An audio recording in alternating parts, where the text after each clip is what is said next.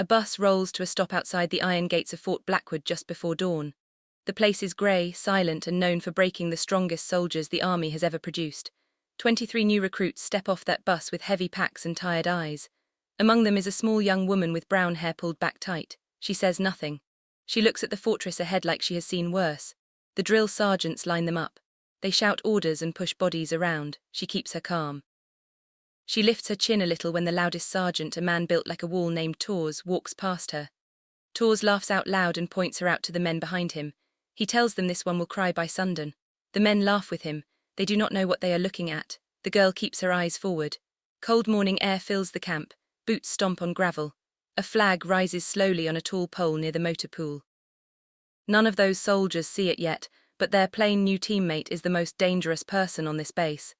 The question is not if she will be pushed. The question is what happens when she stops taking it. Day 1 of training is meant to strip away weakness. The drill instructors split the recruits into teams and throw them into brutal drills.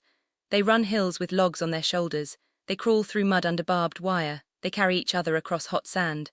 The new girl finishes every task first and quiet. She drinks water in slow sips. She watches the other soldiers with cool eyes. They start to notice. They do not like it. A stocky private named Jackson walks up to her while she rests. He tells her the quiet act will not save her here. He says real soldiers fight, not hide behind silence. She looks at him and answers in a steady voice that she is not hiding from anything.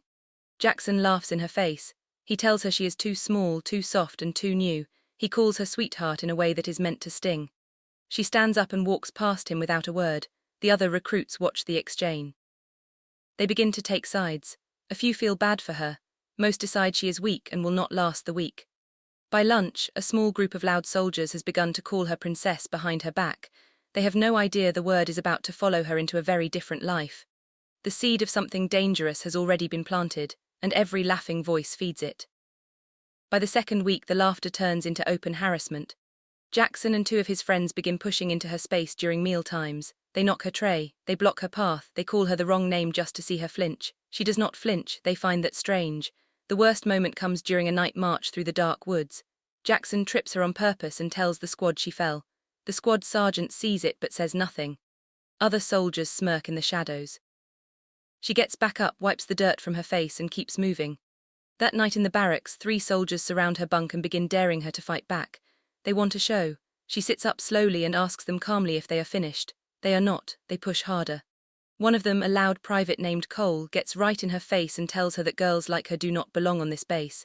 He says the army made a mistake. He says she should quit before someone breaks her. She looks at him for a long moment. Something cold moves behind her eyes. For the first time, one of them feels a shiver he cannot explain. The air in the barracks grows heavier. The question that hangs in that room is simple.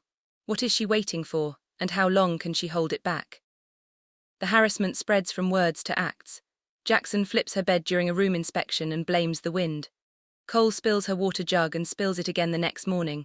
A third soldier, a smug private called Briggs, starts dropping her gear from her footlocker every time she turns away. Nothing is destroyed yet, but the pattern is cruel and steady. The squad sees it, most look away.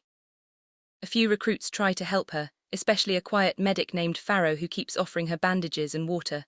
She thanks him without drama. Something about her calm begins to bother the loudest soldiers more than tears would have. They expect fear. They do not get it. One afternoon, Sergeant Tors calls the squad into a tight circle for hand-to-hand basics. He has heard the rumors swirling around the new girl. He decides to test her himself in front of everyone. He tells her to step into the center of the mat. She does so with a straight back. Tors smirks and tells the men to pay close attention. He says they are about to watch what happens when a soft civilian pretends she is a soldier. He cracks his knuckles.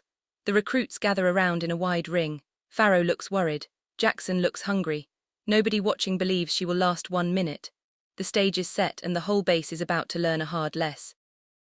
On about appearances. Without warning, Tors swings a heavy open palm at her face. It is fast and designed to humiliate. She shifts her weight a half inch and lets the hand pass by her ear. The whole room gasps. Tors narrows his eyes and tries again, this time with a low feint toward her ribs. She reads it before his shoulder moves. She steps around him with a quiet grace and taps him twice on the back of his neck. It is a light touch, it means more than a strike. Tors freezes. He knows that move. Every soldier in the room can tell by his face that something has just gone very wrong. He steps back and shouts at her to show what she really has. He drops into a real fighting stance. She does not match him. She stays loose and waits. He lunges. In 3 smooth motions she redirects his force, slips past his pocket and puts him flat on his back with a movement so clean it looks almost gentle. The recruits stare in silence. Tors scrambles up red with rage and embarrassment. He screams that the drill is over and storms out of the room. Farrow walks up to her and whispers that she just made a dangerous enemy. She tells him she has had worse. The squad watches her walk to the water cooler like nothing happened. They have no idea how much worse she truly means. Word of the mat fight spreads across Fort Blackwood by morning. Most soldiers laugh at Tors for losing. A few of the louder ones grow bolder. They decide she must have gotten lucky. Jackson begins a new rumor that she knew the drill in advance. Cole tells anyone who will listen that the whole thing was staged. Briggs says it does not matter because the next time will be real and without a referee. They begin to follow her between buildings, looking for a chance. 2 of them block the doorway of the supply shed while she tries to grab fresh uniforms. They tell her that what happened on the mat only earned her a warning, not respect. They tell her to apologize to Tors or the base will turn against her. She tells them she has nothing to say sorry for. They grow angry. One of them shoves her shoulder. She does not move. She reaches past him, takes the uniforms she needs and walks away. They are left standing there feeling small. They decide they need a stronger plan. Behind closed doors they begin to ask around about her past. They call in favors from clerks in personnel. They try to pull her file. Everything comes back with strange black lines and redacted words. The harder they dig, the less they find. A chill begins to spread through the group. They should have listened to that feeling. One piece of paper does slip through. A clerk named Ruiz, who owed Jackson a favor, finds an old transfer form with a partial record. The word on it stops Jackson cold. He tells Cole and Briggs what he saw. It says her old unit was listed under code that no regular army group uses. It also says her discharge reason was left blank, which almost never happens. They sit on their bunks and try to decide what it means. Jackson says it is probably a typo. Briggs says people like her do not come from special forces. Cole says even if she did, one woman cannot fight the whole base. They want to believe this. It comforts them for about a day. Then Sergeant Tors gathers the loudest soldiers in the motor pool and tries a different plan. He says she embarrassed him. He says she has to be put in her place. He tells them they will not strike her in front of officers. He tells them they will haze her until she cracks or quits.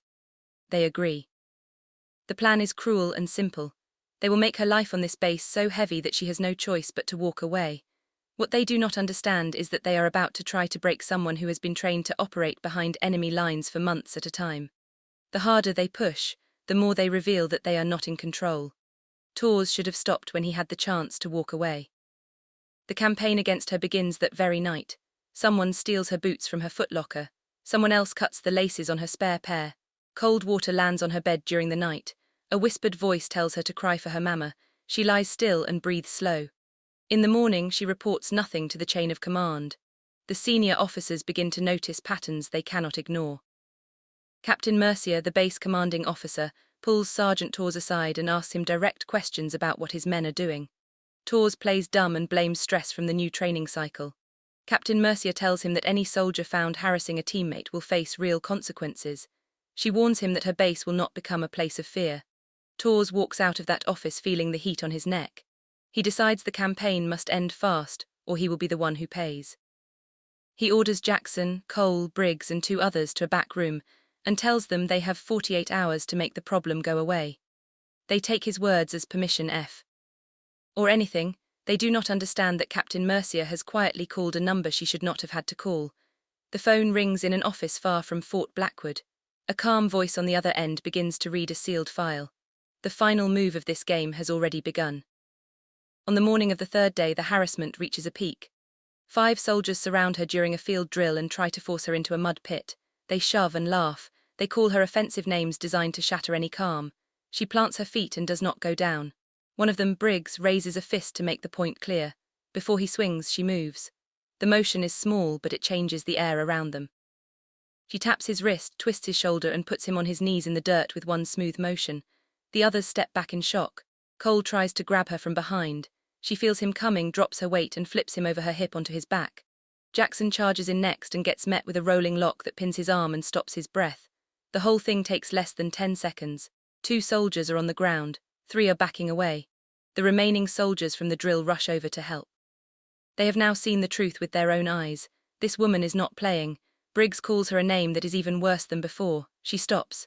She walks toward him in a way that makes him step back twice.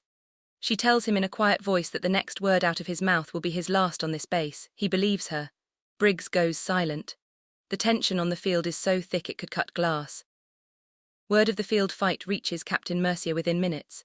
She storms to the site with 2 senior officers and orders everyone to drop weapons and stand down.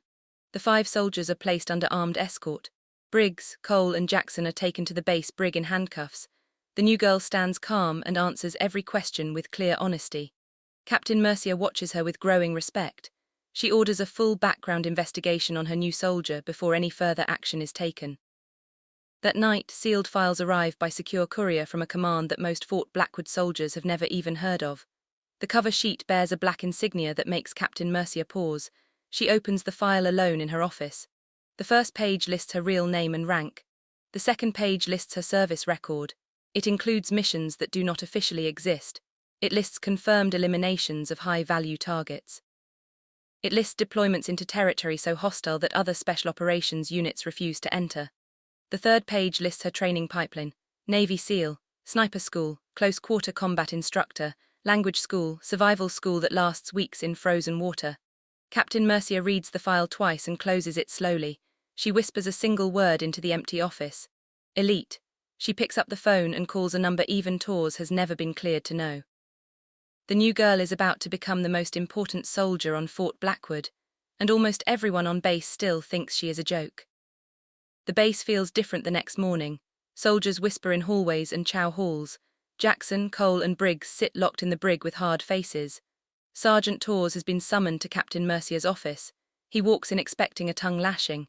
He receives something far worse. Captain Mercier tells him in a flat voice that his hazing campaign has put the entire base at risk. She tells him he targeted a Navy SEAL who was placed at Fort Blackwood under a quiet assignment. Tors feels his blood drain from his face. He asks her to repeat the words. She does. Navy SEAL. He has spent weeks trying to break a ghost operative who has worked in places so dark that even his own command had no idea she was there. His throat goes dry. Across the base, the new girl walks the paths she has walked since day one. She eats breakfast alone in a quiet corner. Farrow finds her and asks if she is all right. She tells him she is fine and that things are going to be different now. He does not fully understand what she means until he sees 2 armored vehicles roll through the front gate with flags he has only seen in briefings. Fort Blackwood is no longer a training base. It is a forward operating hub. The mission she came here for has just begun, and the soldiers who tried to break her are about to find out they were never in charge of anything at all. Real reason for her assignment surfaces within hours. A threat cell has been tracked to a remote valley 50 miles north of the base. Local forces have been overwhelmed. Washington wants a fast surgical solution. Captain Mercier is told to prepare her best operators for a night insertion. Every senior NCO on base thinks he or she will be chosen. None of them are. Captain Mercier walks into the training yard and approaches the new girl directly. She gives her a sealed envelope and tea. LLS her to pick her own team. The new girl reads the mission folder in 2 minutes and chooses 4 names. Farrow is one of them, plus 2 quiet specialists who never laughed at her. The rest of the base watches in stunned silence as she walks to the motor pool, opens an equipment cage nobody knew existed, and pulls suppressed rifles, breaching charges, and body armor that looks like it belongs on another planet. Sergeant Tors stands a few feet away and does not dare ask a question. Captain Mercier tells him in front of his own men that the soldiers under his command tried to destroy the most lethal operator on the continent. She tells him that his career is now under review. Tors nods like a man who has just seen the end of his world. The new girl finishes her kit in absolute silence. She looks over her shoulder once, meets Tors' eyes, and walks toward the waiting helicopters. Her stride says everything her words have not. She has arrived and the war has just come to Fort Blackwood.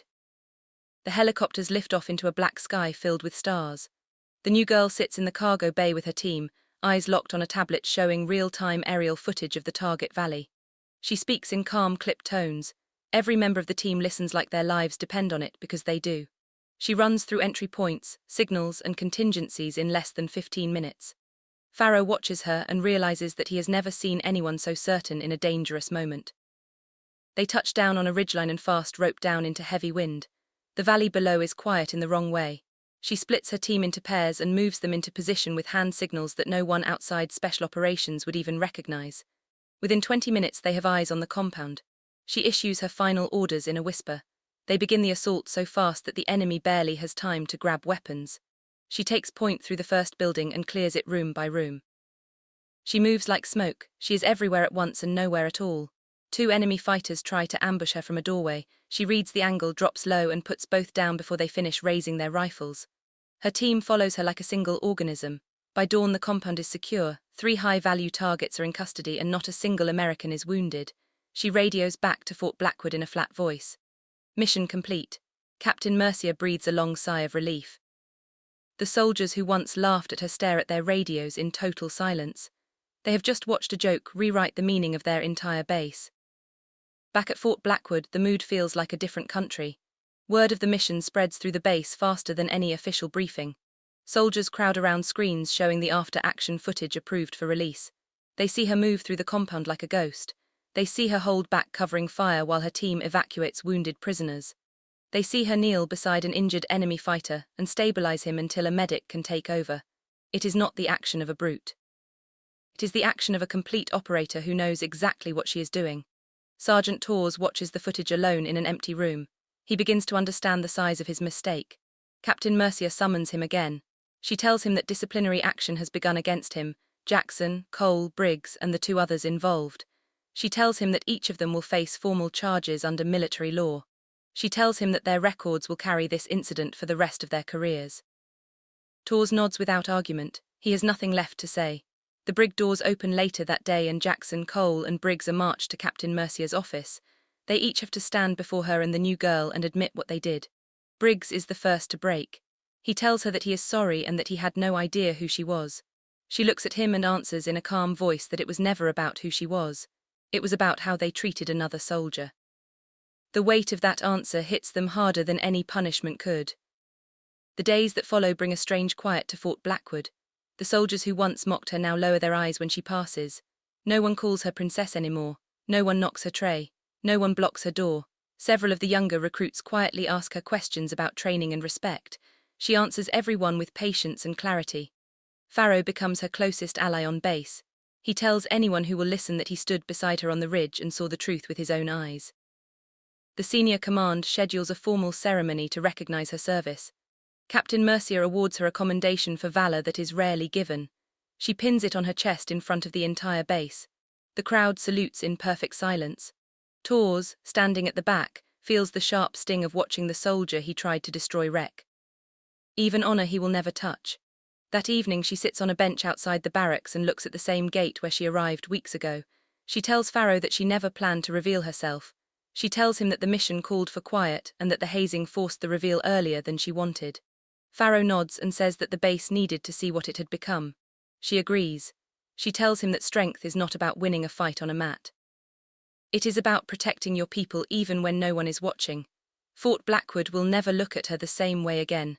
The simple girl with the brown hair is gone. The legend of her has only just begun. The story spreads far beyond Fort Blackwood. Special operations groups across the country hear about the incident within a week. The narrative travels through secure channels and quiet conversations in command rooms. It becomes a cautionary tale about respect, about toxic culture, and about the price of judging a book by its cover. Jackson, Cole, and Briggs receive formal reductions in rank. They are assigned to remote duty stations far from any elite unit. Their careers stall under the weight of the official record. Sergeant Tors is removed from his leadership position and transferred to a logistics role where his decisions cannot harm soldiers again. His new unit finds out what he did. They give him wide space in every room he enters. Captain Mercier takes the lesson and rewrites the hazing policy of the entire base. She enforces a zero-tolerance rule for targeted harassment of any kind. She releases a quiet note across the base that reminds every soldier that they serve beside brothers and sisters whose past they cannot see. She signs the note with a single line at the bottom: never judge a soldier by their cover. The note changes how new recruits are welcomed. The new girl becomes a quiet mentor to young women and men who walk through Fort Blackwood's gates. She shows them the same calm she showed the base in those early days. Her quiet strength becomes a shield the whole base stands behind. The lesson has cost a few careers and saved many more. In the final week before her reassignment, she returns to the training yard one last time. The same mat where she first faced Tors sits in the middle of the floor. She kneels on it for a quiet moment before leaving. Farrow walks up and thanks her for what she taught the base. She tells him that the base taught her something too. She tells him that no mission matters if your own people cannot trust each other. She tells him that the smallest soldier can change the strongest unit. As she walks toward the waiting helicopter that will take her to the next mission, soldiers from every platoon line the path and salute in silence. Some of them are the same men who mocked her at the gate. Their faces carry the weight of what they almost lost. Captain Mercia watches from a distance and feels proud of a base she once worried was broken beyond repair. The helicopter lifts off and disappears into the morning sky. Fort Blackwood returns to its routine, but the air on the base has changed for good. Laughter no longer carries the sound of cruelty. Discipline now carries the sound of respect. The story of the quiet girl who arrived on a bus and left as a legend is told to every new class that enters the base.